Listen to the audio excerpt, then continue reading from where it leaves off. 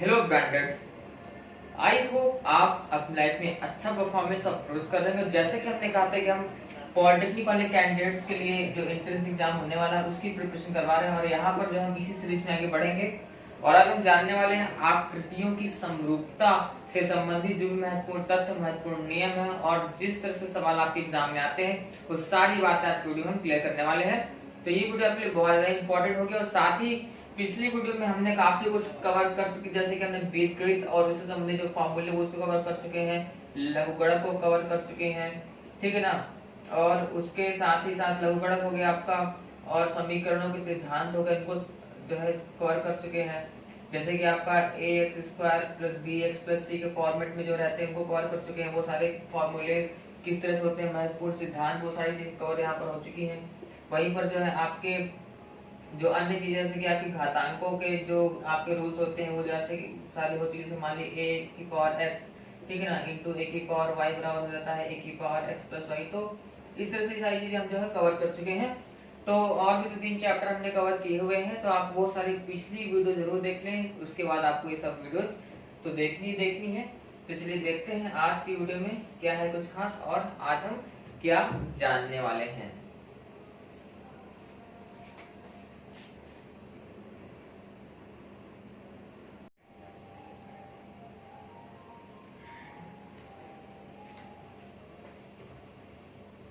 तो चलिए आगे बढ़ते हैं।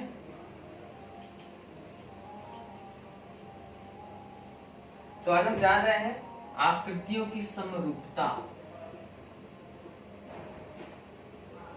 जैसे कि आपको इसके शब्द से ही काफी कुछ क्लियर हो जाएगा कि यहाँ पर हम क्या बात करने वाले हैं। आकृतियों की समरूपता का मतलब है एक समान होना, ठीक है।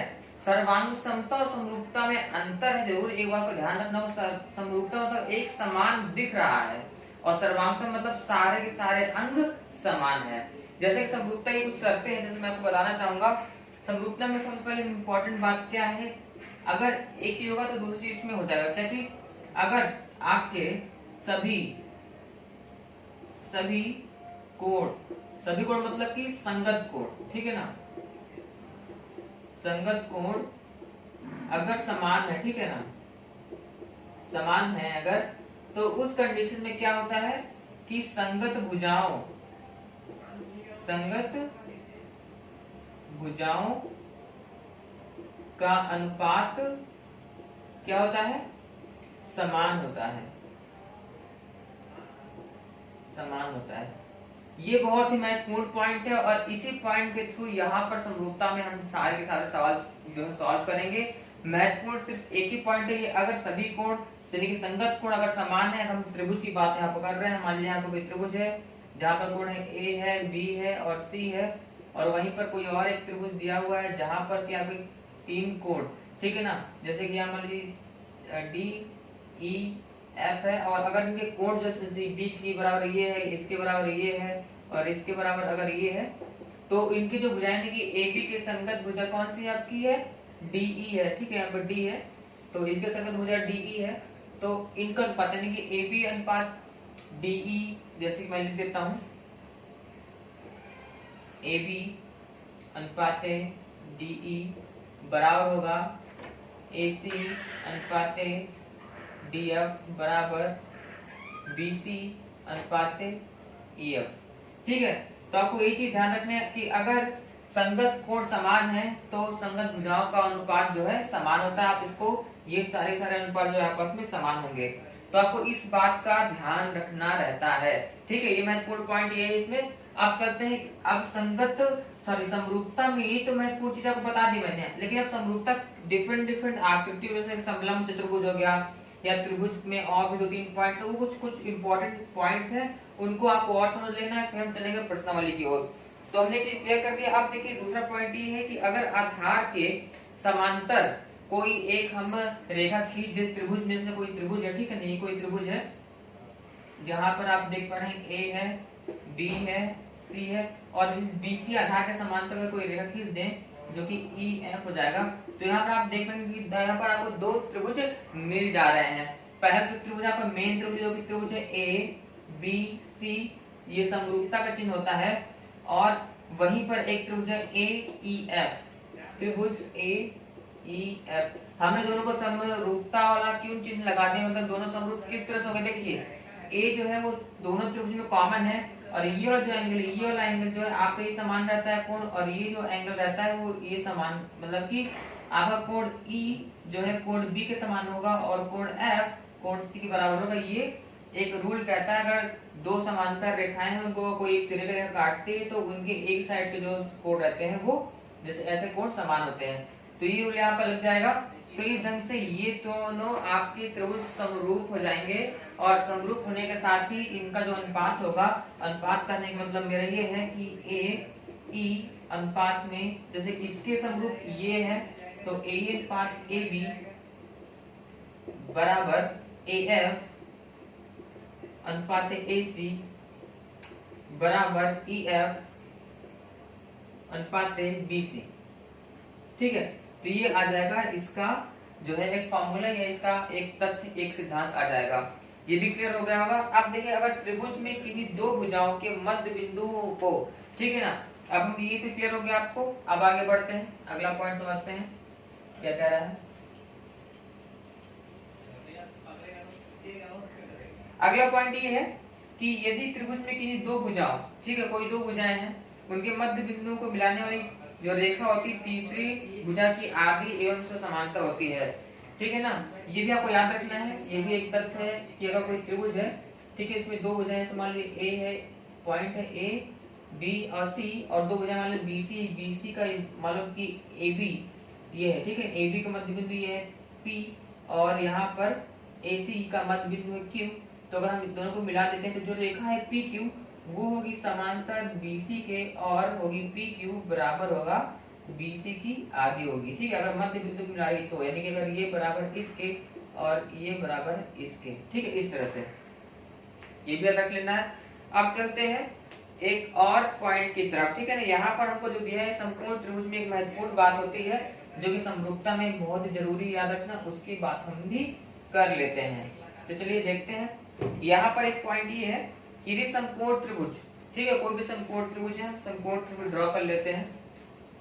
यहाँ पर थोड़ा सा हम समकोण त्रिभुज अलग ढंग से ड्रॉ करेंगे। वैसे तो नॉर्मली आप जानते हैं समकोण त्रिभुज ऐसे बनता है जिसमें कि एक एंगल से यहाँ पर आप देख पाएंगे ये 90 डिग्री का एंगल है, लेकिन अगर हम इसको ऐसे ऊपर कर दें, यानी कि इस कोण की जगह पर 90 डिग्री का एंगल बनाना चाहें तो लगभग कुछ आकृति आपकी इस तरह से आएगी, ये जो कि यहाँ पर है 90 डिग्री का एंगल, ठीक है ना, 90 डिग्री का एंगल, मान लो ये ए है, ये बी है और सी है, ठीक है। अगर देखिए अब समकोण त्रिभुज के केस में समरूपता को हम किस तरह से निकाल सकते हैं, आइडेंटिफाई कर सकते हैं।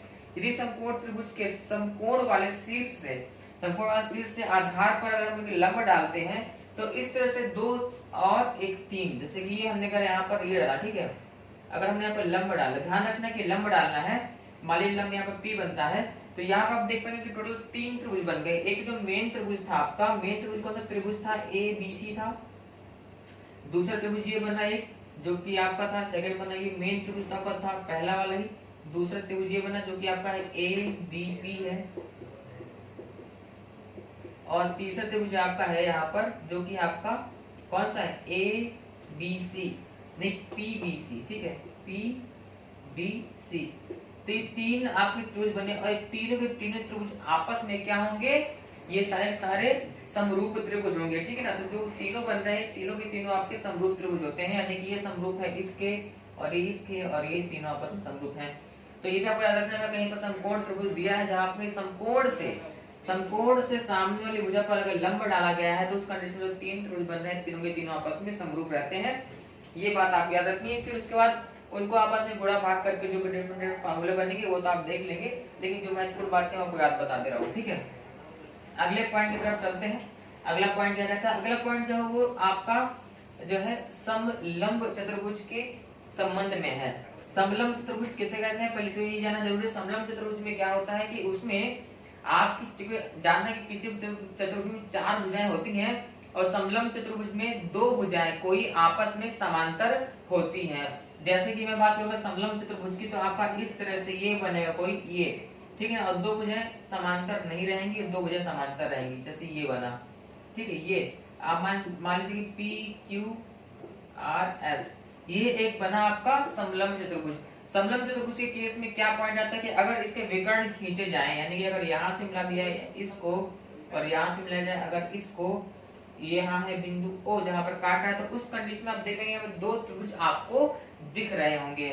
कौन कौन से दो त्रिभुज दिख रहे हैं? एक तो ये त्रिभुज दिख रहा है, ठीक है ना, ये पहला त्रिभुज एक ये बना है और एक त्रिभुज ये बना है, तो ये दोनों त्रिभुज आपस में समरूप होते हैं, यानी कि त्रिभुज PQO समरूप होगा त्रिभुज PQO समरूप होगा त्रिभुज ROS के।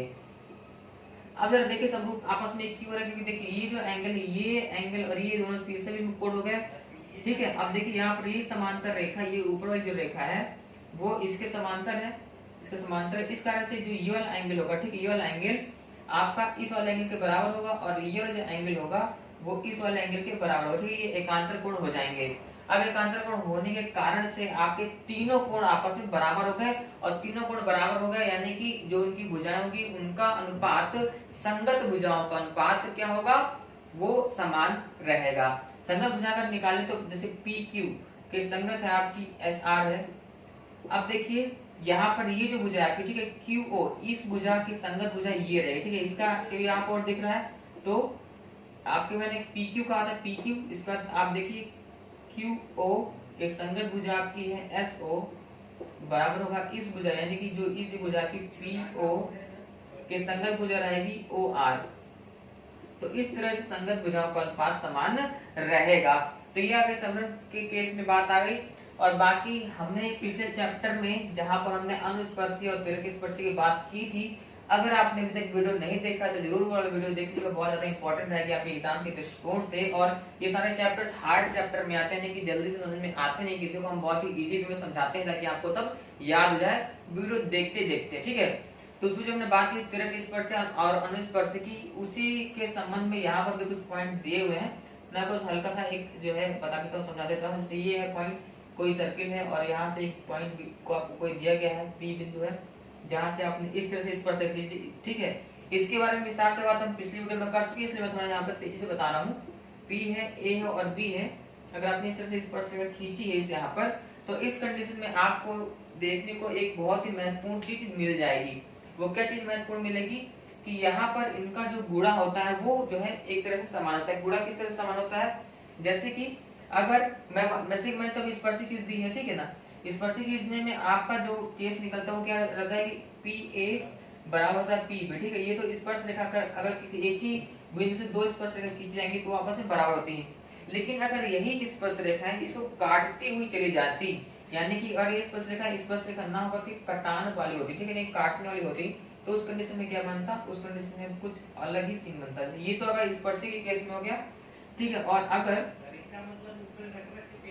यही अगर P बिंदु रहता और यहाँ से दो रेखा जो ऐसे जाती है, ठीक, और एक ऐसे जाती, इससे जाती, तो मान लो A होता, B होता, C और D होता, इस कंडीशन में यहाँ पर एक और महत्वपूर्ण सूत्र निकल के आता जो कि आता PA, ठीक है, यानी PA इंटू PC, ठीक है, ये PC बराबर होगा PB इंटू PD के, ठीक है। ये भी एक महत्वपूर्ण जो है सूत्र, एक फार्मूला है जो कि आपको कई सारे एग्जाम में आएगा। यानी कि बस P बिंदु को पकड़ो, P से A तक चलो, P से C तक चलो, एक साइड हो गया। P को पकड़ो, P से B तक चलो और P से D तक चलो, ये एक हो गया। इस तरह से आपको यहाँ पर कर लेना है। क्लियर हो गया होगा। अब चलिए आगे बढ़ते हैं अगले कुछ महत्वपूर्ण पॉइंट्स को। अब मतलब मैक्सिमम पॉइंट्स जो है आपके हो चुके हैं, जो आप क्वेश्चन को मैं सॉल्व करवाऊंगा तो उसके बाद आपको और भी चीजें जो है क्लियर होती हुई नजर आएंगी, समझ में आ जाएंगी। एक और भी महत्वपूर्ण चीज ये है कि अगर कोई भी दो त्रिभुज आपके समरूप है, अभी तो हम एक ही त्रिभुज की बात कर रहे थे समरूपता की, तो दो त्रिभुज मान लो है जो कि आपस में समरूप है, ठीक है ना। मान लो ये है A हो गया, B C P Q R, ठीक है, और यहाँ पर हमने जो है लंब डाला है यहाँ पर, ठीक है, जिसकी ऊंचाई h1 है और यहाँ पर डाला है जिसकी ऊंचाई h2 है। इस कंडीशन में इसका क्षेत्रफल मान लो कि कैपिटल A1 है और इसका क्षेत्रफल कैपिटल A2 है। तो इस कंडीशन में अगर दो त्रिभुज आपस में समरूप हो जाते हैं तो क्या संबंध निकलता है, संबंध ये निकलता है कि क्षेत्रफल में A1 अपॉन A2, क्षेत्रफल का अनुपात बराबर होता है ऊंचाई के स्क्वायर का अनुपात बराबर संलग्न भुजाओं की स्क्वायर का अनुपात, यानी कि संलग्न भुजा मान लीजिए ए बी के संलग्न है पी क्यू, ए सी के संलग्न है आपका पी आर और बी सी के संलग्न है क्यू आर। ठीक है, तो यानी कि अगर आप ए बी को देखेंगे तो ए बी स्क्वायर बटे पी क्यू स्क्वायर। बात क्लियर हो रहा होगा, कोई डाउट है तो आप कमेंट जरूर करेंगे। ए सी स्क्वायर बटे पी आर का स्क्वायर बराबर बी सी का स्क्वायर बटे क्यू आर का स्क्वायर। तो ये भी एक महत्वपूर्ण सिद्धांत, महत्वपूर्ण फॉर्मूला जो आप याद रखना बहुत इजी है। आपको बस क्षेत्रफल को अलग रखना है, बाकी सभी के स्क्वायर जो है वो अनुपात में समान रहते हैं, ये आपको याद कर लेना है। ठीक है ना, ये भी महत्वपूर्ण चीज है। अब आगे बढ़ते हैं, अगला एक लास्ट महत्वपूर्ण पॉइंट और है, फिर हम पर्सनली सॉल्व करेंगे और फिर आपको इन सारे सिद्धांतों का अच्छी तरह से यूज करना भी आ जाएगा, समझ में भी आ जाएगा। ठीक है, लास्ट पॉइंट और कह रहा है कि किसी, ठीक है, लास्ट पॉइंट कह रहा है कि किसी त्रिभुज में एक कोण की आधार रेखा, मान लो कि कोई एक त्रिभुज है, ठीक है ना, कोई भी त्रिभुज आप मान सकते हो, ठीक है ना, कह रहा है इसमें कि किसी त्रिभुज में एक कोण की जो भी अर्धक मतलब आधी करने वाली रेखा समभुजा को शेष दो भुजाओं के अनुपात में विभाजित करती है। ठीक है, जैसे मान लो कि ये, ठीक है, मान लो ए है, बी है, सी, समझा दे रहा हूँ। ठीक है, मान लो कि ए को हमने आधे करते खींची, ठीक है, ये, ठीक है, यहाँ पर एक हमने आधी करते हुए एक रेखा खींच दी है। रेखा खींचने के बाद जो यहाँ से पॉइंट हमको निकल के आ रहा है वो क्या आ रहा है वो आपको समझना चाहिए। ठीक है, यहाँ पर अर्धक पे तो कोण आपका ये बी ए या मतलब पी हो गया, बी ए पी, कोण बी ए पी बराबर हो गया कोण किसके, सी ए पी के। ठीक है, सी ए पी के। ठीक है, ये दोनों आपस में अगर समान हो जाए, ठीक है, अगर ये मतलब कि अर्ध हो जाती है तो उस केस में, उस कंडीशन में जो आपका जैसे कि यहाँ पर दो पॉइंट, ठीक है, यहाँ पर एक यहाँ पर पॉइंट है और एक यहाँ पर पॉइंट है, ठीक है, आपको दिख रहा होगा, यानी कि आपको P और A, यानी कि आप देखिए तो A भी बन रहा है, AC बन रहा है, P भी बन रहा है और PC बन रहा है। तो बस यही चीज तो अपने को बताना है कि अगर किसी भी त्रिभुज में उसके किसी भी कोण को अर्धक करती हुई रेखा किसी दूसरी भुजा को टच करती जिस भी बिंदु पर, तो वहां पर जो रूल बनता है वो क्या बनता है कि आपका A, यानी कि जो मेन पॉइंट बताते उसको पकड़ो, ए बी बटे ए सी बराबर होगा ए बी बटे ए सी बराबर होगा पी बी बटे पी सी। अब देखो, महत्वपूर्ण चीज जानने की वाली जरूरी ये है कि जब भी आप समरूपता के नियम को फॉलो करते हैं, यानी कि अनुपात वाली जब भी चीजें आप करते हैं, तो उस कंडीशन में आपको जो ध्यान रखना है वो ये ध्यान रखनी पड़ेगी कि आप किसी भी एक चीज को पकड़े, यानी कि एक चीज को पकड़ने का मतलब ये कि जैसे कि हमने अभी देखा, तो हमने कहा कि हम यहाँ दो चीजें हैं, एक पॉइंट ए है और एक पॉइंट बी है, तो हमने ए बी को पकड़ा, इसको पकड़ा। अब इसके संगत ये है तो हमने ए सिर्फ दिया, फिर हमने इसको पकड़ा। अब कोई कहेगा भाई हम पीसी ऊपर क्यों नहीं लिख सकते, तो ध्यान रखिए पीसी जो है, पीसी वो संगत एबी के संगत नहीं है, पीसी संगत है एसी के, मतलब एसी के साथ आपका पीसी जुड़ा हुआ है, ठीक है, और एबी के साथ बीपी जुड़ा हुआ है। इसलिए आपको अगर एबी रखेंगे, एबी बटे एसी बराबर होगा पीबी बटे पीसी के। ठीक है, ये बात भी आपको अच्छी तरह से क्लियर हो गई होगी। अब चलते हैं प्रश्नावली की तरफ। देखिए यहाँ पर पहले सवाल उसमें क्या बोला गया है, यहाँ पर आपको एक फिगर दिया गया है पहले क्वेश्चन में, क्वेश्चन बहुत ही अच्छे हैं। करेक्ट चित्र आपको दिया गया है, उसमें एक त्रिभुज आपको दिया गया है ए बी सी, मैं आपको ड्रॉ कर देता हूँ त्रिभुज आपका कैसे दिया गया है। इसलिए त्रिभुज आपको कोई दिया गया है, ये त्रिभुज आपका, ये त्रिभुज दिया है, ठीक है। इस त्रिभुज में बात की गई है कि त्रिभुज ए बी सी की भुजा ए बी पर स्थित है, ठीक है ना। पी बिंदु है कोई जो कि ए बी, यानी कि आपको देखेंगे सी है, ए है और बी, ठीक है, ए बी सी, ठीक है। यहाँ पर ए बी पर एक कोई बिंदु है जो कि पी है, ठीक है, कोई पी बिंदु स्थित है। कह रहा है कि एपी और पीबी का अनुपात दिया है, ठीक है, देखिए जरा सा, एपी बटे पीबी बराबर दिया है 4/1 दिया हुआ है, ठीक है। और रेखाखंड सीपी कोण बीसीए का अर्धक है।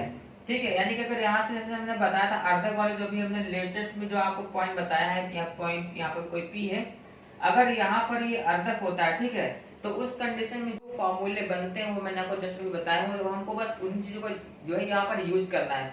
जब भी आपको ऐसा सवाल है कि जहाँ पर अर्धक दिया है किसी कोण का किसी और बिंदु किसी रेखा को किसी बिंदु पर टच कर रहा है, तो बस जो दो बिंदु है उनको पकड़ लो, यानी कि सी को पकड़ो और पी को पकड़ो।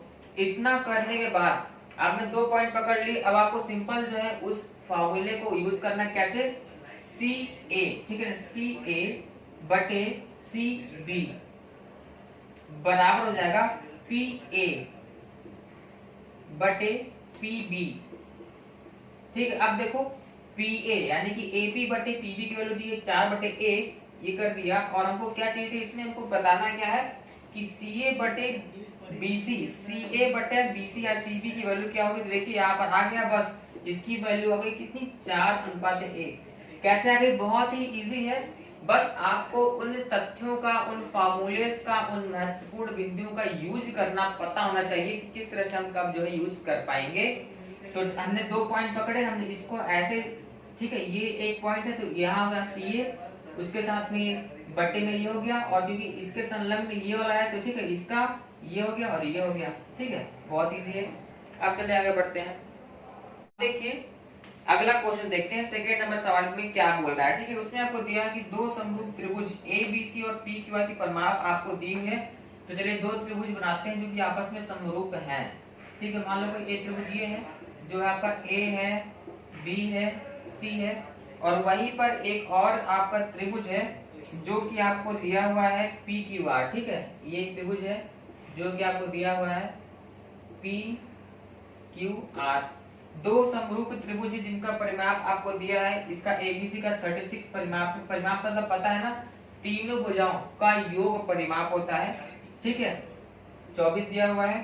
ठीक है, यदि PQ 10 सेंटीमीटर हो तब AB की माप बतानी है। PQ आपको दिया है 10 सेंटीमीटर, तो बताना है आपको AB की माप, यानी कि इसकी वैल्यू क्या होगी। जरा ध्यान रखिए, अगर दो त्रिभुज आपस में समरूप है तो आप समरूपता का नियम लगा सकते हैं, जो कि आपको कहता है कि AB बटे PQ इसके संलग्न भुजा ये है। अब पकड़ो AC, AC के संलग्न भुजा है PR, ठीक है, बराबर BC के संलग्न भुजा है QR। ठीक है, आपको ये दिया है, मतलब कि आप समरूपता के मतलब कि हाँ समरूपता के आप नियम के थ्रू कर सकते हैं। अब यहाँ पर क्या निकालना है, AB की वैल्यू निकालनी थी हमको। ठीक है, AB की माप निकालनी है। आप जरा ध्यान दो, इसको अगर हम बराबर कर लेते हैं किसी भी, मान लो P के बराबर कर लेते हैं, ठीक है, P के बराबर करोगे उसके बाद आप जो है वैल्यू निकालना शुरू करो। तो जरा देखते हैं कि कैसे कैसे वैल्यू निकल पाती है। हमको चाहिए था क्या, AB चाहिए। ठीक है, तो AB को पकड़ो, ये AB वाला पॉइंट जिसमें तुमको AB मिलेगा, और P की वैल्यू इसमें दी है। तो देखो AB बटे PQ बराबर हो गया, हमने माना है P। ठीक है, तो P को मत मानो, यहाँ पर मान लो X मान लो तो इजी रहेगा, X हो गया। तो AB बराबर हो गया X इंटू PQ की वैल्यू कितनी थी, 10। ठीक है, यहाँ पर आपको इस तरह से करने पर एक पॉइंट आपको आ गया। अब देखो जैसे ये पॉइंट आ जाता है उसके बाद आपको अगला चीज क्या ध्यान रखना पड़ेगा, इतना क्लियर हो गया। ठीक है, AB बराबर आ गया 10 इंटू एक्स। ठीक है ना, आपका 10 की वैल्यू थी PQ की और ये थी X थी। अब देखो हम निकालते हैं, AC की वैल्यू निकालते हैं और BC की वैल्यू निकालते हैं। इतना तो हो गया। अब इस फिगर को हम थोड़ा सा मिटा देते हैं। ठीक है, नहीं मिटाएंगे नहीं, इसको हटा देते हैं। ठीक है, ये पॉइंट जो हम निकाले उसको याद रखते हैं। थोड़ा सा मुझे और चीजें क्लियर करनी पड़ेगी, यानी कि मुझे थोड़ा सा छोटा छोटा लिखना पड़ेगा, क्योंकि वैसे आ नहीं पाएगा। क्योंकि यहाँ पर जो हमको दो परिमाप दिए तो हमको दोनों के परिमापों का जो है एक तरह से वहां पर को सॉल्व करना पड़ेगा। मैं छोटा छोटा लिख रहा हूँ, वही चीज लिखूंगा। ठीक है, AB बटे PQ बराबर है AC बटे PR बराबर BC बटे QR बराबर X। ठीक है, देखो अब देखो AB बराबर हो गया X PQ, AC बराबर हो गया X PR और BC बराबर हो गया X QR। ठीक है, अब देखो जरा यहाँ पर A B plus A C plus आपका बी सी, क्योंकि ये था परिमाप था, तो चलो कर लेते हैं A B plus A C plus B C बराबर क्या होगा X P Q plus X P R plus X Q R. ठीक है, यहाँ तक किसी को कोई दिक्कत है?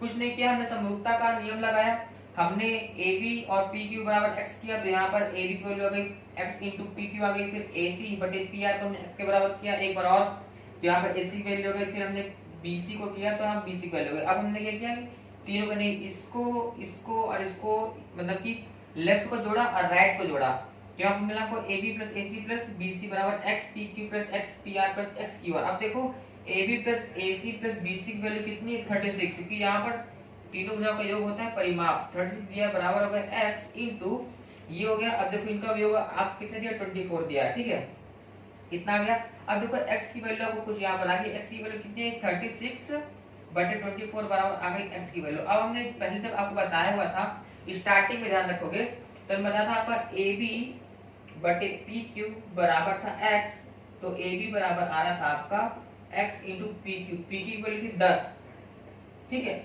ये मैंने आपको पहले ही बता दिया था जस्ट फॉर द पहले कि ए बी की वैल्यू है कि 10 इंटू एक्स। अब देखिए एक्स की वैल्यू यहाँ से एक्स की वैल्यू कितनी है 36 बाय 24, तो चलिए एक्स की वैल्यू रख देते हैं और बस आपका वैल्यू यानी कि आपका मान आ जाएगा, आंसर आपका आ जाएगा। इस तरह से कुछ करना नहीं, जो भी पॉइंट दिए बट उनका जो भी पॉइंट्स दिए हैं उनका कैसे कैसे आपको यूज करना है अपने सवाल के आंसर लाने के लिए, बस वो आपको जानना चाहिए, जो आपको धीरे धीरे प्रैक्टिस करते करते आ जाएगा। बस आपको लग करके पढ़ाई करना पड़ेगा, ठीक है। एक्स की वैल्यू कितनी है 36 बाय 24 इंटू 10, बस आप इसको सॉल्व कर दोगे, ठीक है ना। 12 दूनी 24 12 3 36 हो गया, 2 5 10 हो गया, तो x बराबर आ गया 3 5 15, ठीक है। तो x 15 मतलब x सॉरी x कह रहा हूँ सॉरी, यहाँ पर आपका ए बी, ठीक है, x सॉरी नहीं x नहीं ए बी की वैल्यू आ गई 15 ठीक है। ये हो गया आपका आंसर। तो इस तरह से आपको सॉल्व करना है चीजों को और बस आपके आंसर आते जाएंगे।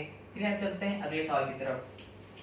अगर कोई भी सवाल मैं तेजी से बता जाऊं तो आप उस वीडियो को यानी कि उस चीज को थोड़ा सा आगे पीछे करके देख लेंगे और आपको सब चीज समझ में आ जाएगा, क्योंकि मैं हर एक पॉइंट चाहे छोटी हो या बड़ी हो हर एक पॉइंट को दोहराता हूँ, 2 बार 3 बार दोहराता हूँ ताकि वो अच्छी तरह से दिमाग में भर जाए, ठीक है। हो सकता है कुछ टाइम कम होने के कारण थोड़ा तेजी से बढ़ रहे हो, बट आपको चीजें क्लियर रहेंगी अगर आप 1-2 बार जो है उन चीजों को समझ लेंगे। तो चलिए तीसरा पॉइंट देखते हैं। तीसरे पॉइंट में हमको एक आकृति दी गई है, चलिए उस आकृति को बना लेते हैं। इसमें कैसे दिया हुआ है, ये कोई आकृति है, ए है, डी है, सी है, ठीक है। आपको दिया कि चित्र में रेखा डीई बीसी का समांतर है, तो बीसी के समांतर एक कोई रेखा है यहाँ पर जो कि आपको दी गई समांतर रेखा क्या है डीई, ठीक है। डीई क्या है, डीई एक समांतर रेखा है। उसके बाद क्या बोला गया है कि AB और DB का अनुपात दिया है 3:1, यानी कि AB और DB का अनुपात दिया है 3:1 दिया हुआ है, ठीक है। और रेखाखंड EA आपको दिया है 3:3, ये दिया है 3:3, ठीक है। तो कह रहा है रेखाखंड EC की वैल्यू बतानी है, रेखाखंड बतानी EC का मान क्या होगा। जरा एक बार समझने की कोशिश करिए इसको, ठीक है। इतने पॉइंट आपको दिए गए हैं, आपको ढूंढना क्या है EC, ये निकालना है। AB यानी कि आपको AB बटे आपको DB दिया हुआ, ठीक है। तो यहाँ से आप समझिए यहाँ पर एक चीज, जब आपकी ये समांतर है इसके, तो यहाँ पर हमने कहा था कि समरूपता का नियम यहाँ पर लागू हो जाएगा। समरूपता का नियम जब लागू हो जाता है यहाँ पर, तो हम समरूपता के पॉइंट को यहाँ पर जब पुट कर लेते हैं, तो चलिए हम समरूपता के नियम को लगाते हैं। तो क्या होगा समरूपता के नियम के अकॉर्डिंग, देखिए 2 त्रिभुज है यहाँ पर, एक ही त्रिभुज है, ए है, डी है, ई है और एक त्रिभुज पूरा वाला है, ठीक है। मैं आपको समझाने के लिए थोड़ा इसमें गंदा कर दिया इसको, मैं इसको मिटा देता हूँ, ठीक है। आप मतलब 2 यहाँ पर त्रिभुज है, दोनों त्रिभुज की समरूपता का हम दोनों जो है नियम लगाएंगे और बस हमको आंसर आता हुआ नजर आएगा, ठीक है। तो देखते हैं यहाँ पर पॉइंट ए था, ये ऐसे मिला हुआ था कुछ इस तरह से ये, ठीक है। तो देखते हैं AD अपॉन AD कि संगत भुजा कौन सी, ए बी है, बराबर ए ई, कि संगत भुजा है ए सी है, बराबर डी ई, कि संगत भुजा है बी सी। ये चीज आपका रहेगा। अब यहाँ पर आपको चाहिए कितना, ईसी चाहिए। अगर आप दिमाग लगाइए थोड़ा सा, इसमें हल्का सा आपको वो जो है कैलकुलेशन करना पड़ सकता है कि आपको दिया है कितना, A B upon D B, यानी कि A B upon D B की वैल्यू कितनी, 3:1। अब देखिए एडी को अगर आप भागे में बांटेंगे, ठीक है, इसको आप मान लीजिए एक्स के बराबर आप मान लेते हैं, आपको क्या चाहिए, ईसी चाहिए, ठीक है ना, ईसी आप यानी कि ये वाली वैल्यू चाहिए, ठीक है। अब देखिए हम ईसी तक कैसे पहुंचते हैं, ई हमको दिया हुआ है, जो कि अपने को ये चीज दिया हुआ है, ठीक है। अब देखिए 2 पॉइंट 3 पॉइंट हम लोग तोड़ेंगे और बहुत जल्दी से हमको आंसर आ जाएगा।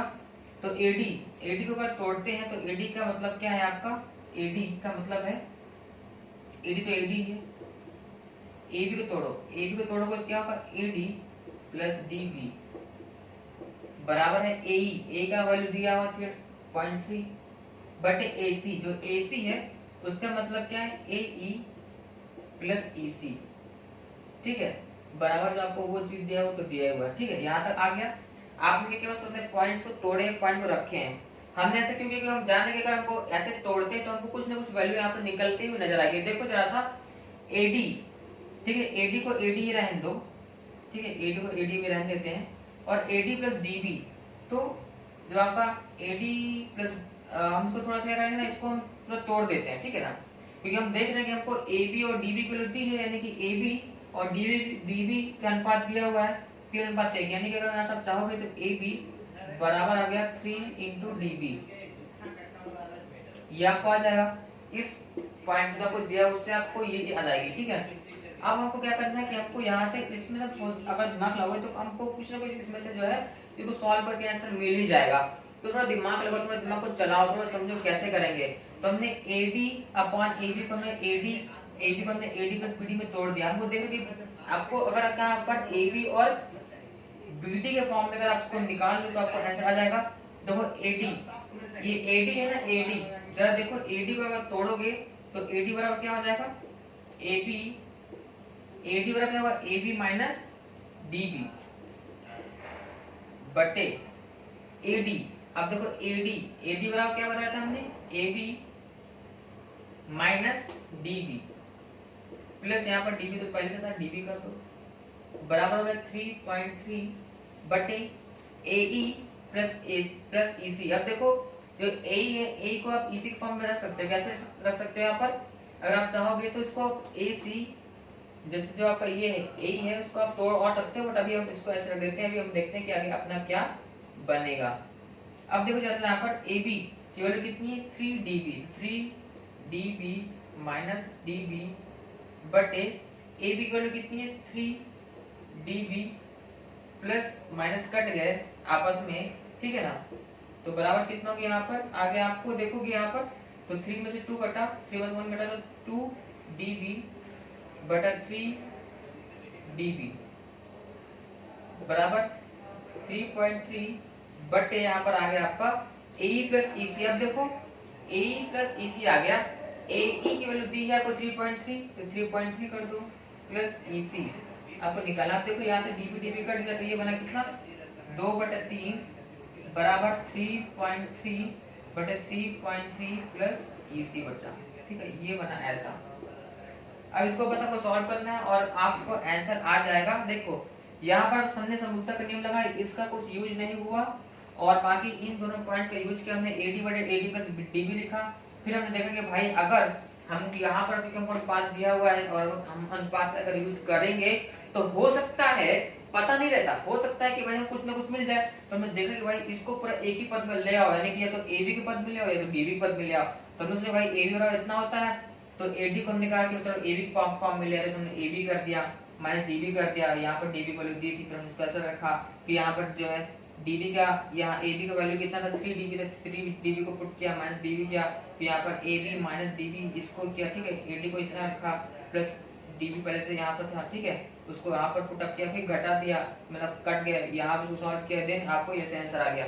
अब इसको आपको खुद से सॉल्व करना है, जो बताना है कि इसका आंसर क्या आएगा, ठीक है। वैसे बता दो मैं तीसरे में जो भी ऑप्शन दिए गए हैं तीसरे में इसका कोई भी एग्जैक्ट आंसर है नहीं, ठीक है ना। तो इसलिए आपको इसको सॉल्व कर लेना है और बताना है कि इसका आंसर एक्चुअल में कितना आएगा। फिर जो है आप जो कमेंट करके बताइएगा, फिर हम आगे बढ़ते हैं। तो अभी आगे बढ़ रहे हैं और अगले क्वेश्चन को हम सॉल्व कर रहे हैं, ठीक है।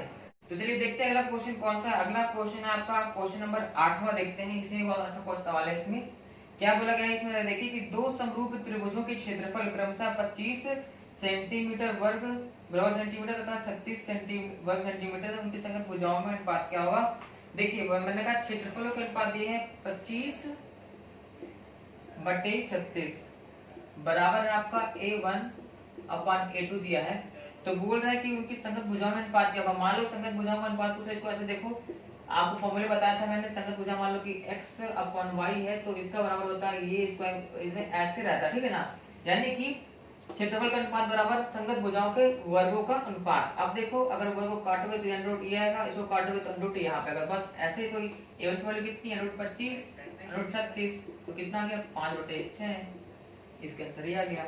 बहुत इजी है, बस पॉइंट आपको जो याद होनी चाहिए, बस आप जो है सवाल को सॉल्व कर लेके जाओगे, ठीक है। आगे बढ़ते हैं।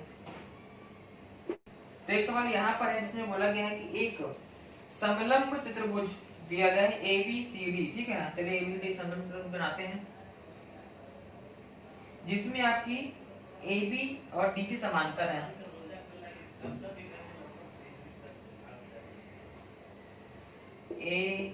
ABCD में आपको देखेंगे AB के समांतर है आपका DC, ठीक है। कर एक समलंब चतुर्भुज है जिसमें कि AB DC के समांतर और विकर्ण O पर काटती है। विकर्ण एक है जो कि आपकी काट रही है बिंदु, ये O पर काट रही है, ठीक है। और आपको दिया हुआ एक पॉइंट क्या है, OA इंटू CD बराबर M, क्वेश्चन में दिया है OC इंटू AB। तो कह रहा है M की वैल्यू बताना है।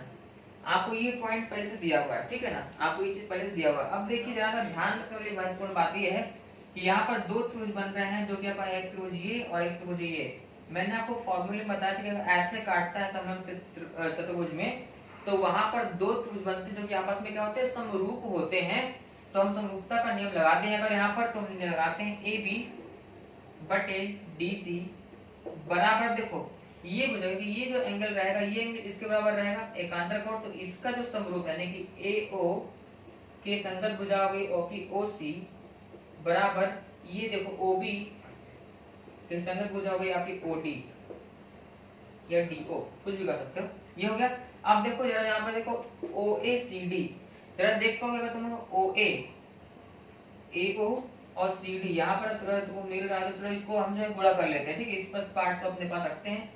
तो AB इंटू OC बराबर हो गया AO इंटू DC। आप देखो यहाँ पर OA इंटू DC वैल्यू कितनी है, यहाँ पर दी गई है। इसके देखो दिया गया M into OC into AB दिया गया है, दिया गया कि नहीं। अब देखो OC into AB, OC into AB। अब देखो इसको यहाँ लेके जाओगे तो गुणे में भाग हो जाएगा। यहाँ पर गुणे था ना, एक इंटू में है, यहाँ पर भाग हो जाएगा। तो यहाँ क्या बना AB इंटू OC बटे OC इंटू AB बराबर है आपका M। ये आ जाएगा। गुणे को भाग में करो। यहाँ पर ये तो आपका जो है, ये जो था इसको वैल्यू, इसकी वैल्यू यहाँ से हमने रख दी थी, ये था, इसको हमने यहाँ पुट किया, ठीक है। अब देखो यहाँ से काट दो, OC से OC, AB से AB, तो M बराबर आ गया 1। आंसर बहुत इजी है लेकिन देखने में लगता है कठिन।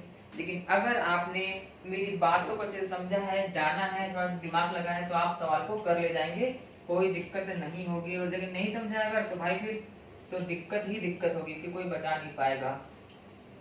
तो अगला सवाल देखते हैं। यहाँ पर बोला गया है एक ABCD एक समांतर चतुर्भुज है। समांतर चतुर्भुज कैसा होता है, इसमें आमने सामने की दोनों भुजाएं, समलंब में सिर्फ एक ही युग्म समांतर होता था, लेकिन समांतर चतुर्भुज में आमने सामने की दोनों भुजाएं समांतर होती हैं। एक समांतर चतुर्भुज है ABCD, एक समांतर चतुर्भुज है जिसका क्षेत्रफल दिया है 54 सेंटीमीटर स्क्वायर। क्षेत्रफल दिया है आपका कितना दिया है, 54 सेंटीमीटर स्क्वायर क्षेत्रफल है, ठीक है। क्षेत्रफल दिया गया है और कह रहा है कि AB भुजा पर एक बिंदु P इस प्रकार है।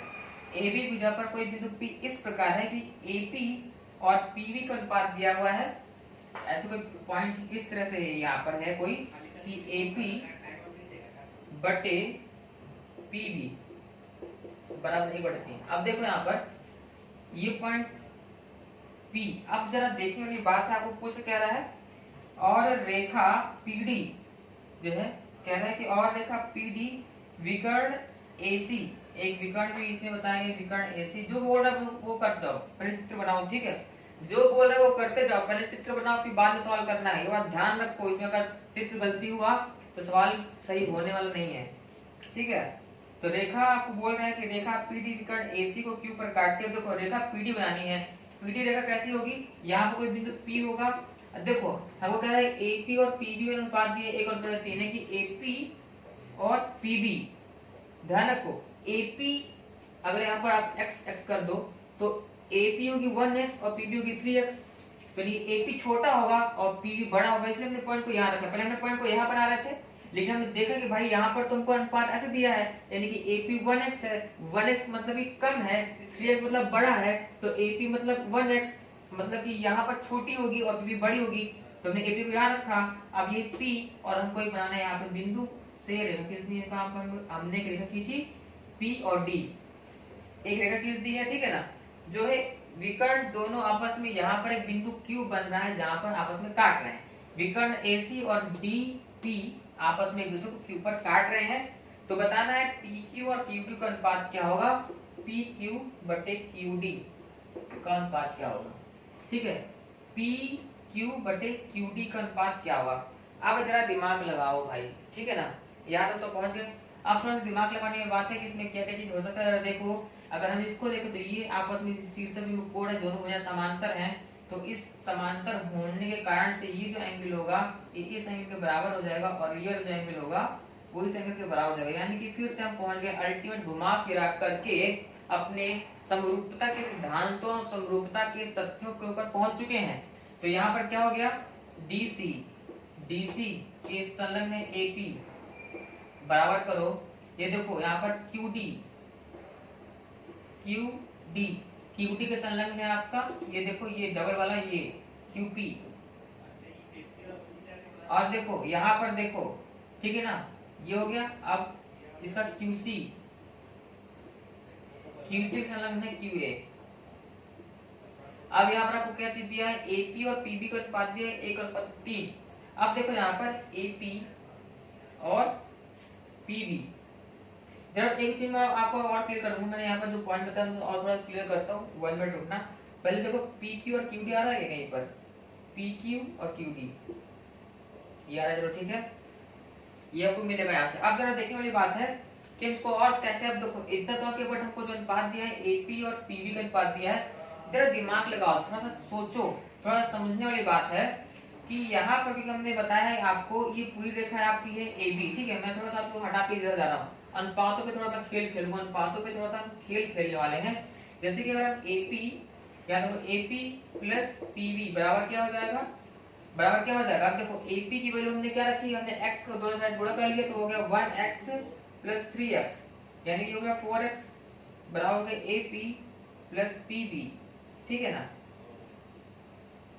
मतलब यहाँ पर ये इसकी वैल्यू क्या है, आपकी एपी प्लस पीबी मतलब क्या है, एबी है, तो एबी बटे 4 बराबर एक्स, ठीक है।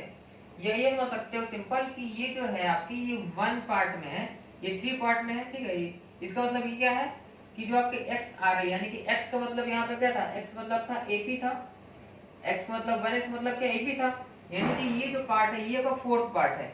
यहाँ से आप निकालोगे AP, जो x का मतलब क्या था, x तो आपका AP था, ठीक है, यानी कि जो AP है वो AP बराबर क्या है, AP बराबर AB का 4th पार्ट, यानी कि ये है 1/4, ठीक है ना, ये 1/4 पार्ट है, यानी कि चौथाई भाग है, यानी कि देखो आप 1 2 3 4 भाग में बांटो तो ये आपका जो आएगा AP वो 1/4 पार्ट है, AP क्या है 1/4 पार्ट है। अब जरा सोचने वाली बात है एक चीज कि ये 1/4 पार्ट है, तो बस यही सब कुछ चीजें क्लियर होती जाएंगी जो हम निकालने वाले हैं।